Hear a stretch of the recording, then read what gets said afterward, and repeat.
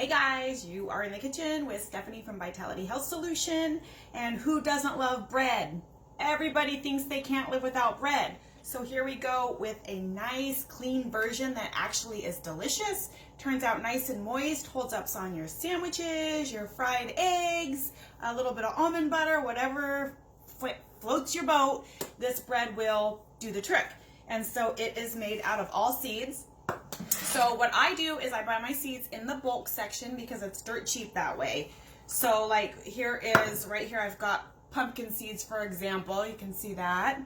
What I do is I buy them whole and I just throw them into my coffee grinder and I grind them up into ground seeds or flour. You can also do this with nuts or coconut or whatever. So there we go. We had our pumpkin seeds, which you can see there is now ground up and flour-like. And depending on the seed, they kind of stick in there, so you want to get your little spatula and get them out. So I, for the sake of this video and for time, I already ground all of my seeds, except for that little bit, so that I could show you how to make it more cost-effective. So then, here we go. We've got, right here, I've got 3 tablespoons of ground chia seed. I've got 3 tablespoons of ground psyllium, or just psyllium husk. Psyllium husk is super cheap, so I already bought that ground.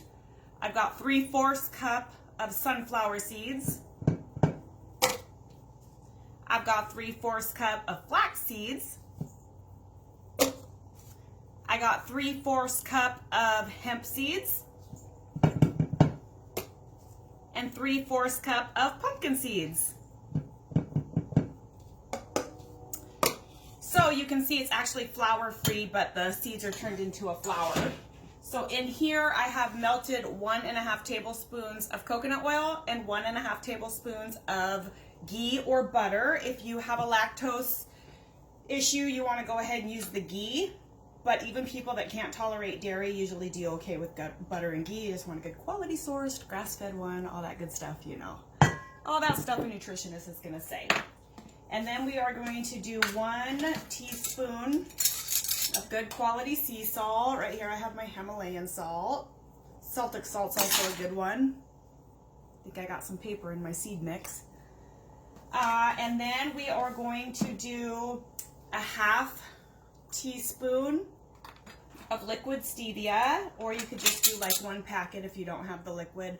I tend to want to cook with the liquid. I don't like the flavor of the powder, so it's really preference, but I prefer the liquid so it's not so bitter. So we got stevia, and then here I have 1.5 cups of water. And you guys, that's the recipe. You mix it up until it's well mixed. And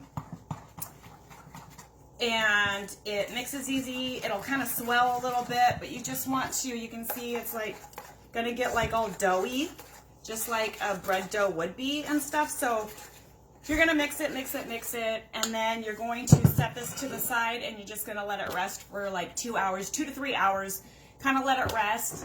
Then after that 2 hours is up, you grab your loaf pan, you cover it with parchment paper, and you just throw the bread mix or the seed mix or whatever right in there, spread it out, and you cook it 20 minutes at 350. Then you just want to rotate the pan and cook it for another 60 minutes. So it bakes a total of 1 hour and 20 minutes. And then when it comes out, you want to let it cool completely. But you guys, it's a great bread. This is what the finished product looks like. It's nice and moist. It's almost like a sick addiction for me. I love it because it is just like ooey gooey, and I love it with peanut butter.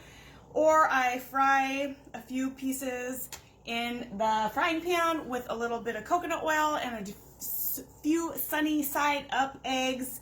They're a little bit small to make a sandwich, but you could do like an open face sandwich or whatever you want to make, use your bread for. So this is a great clean recipe, gluten-free, paleo, keto, all those hype words and healthy words.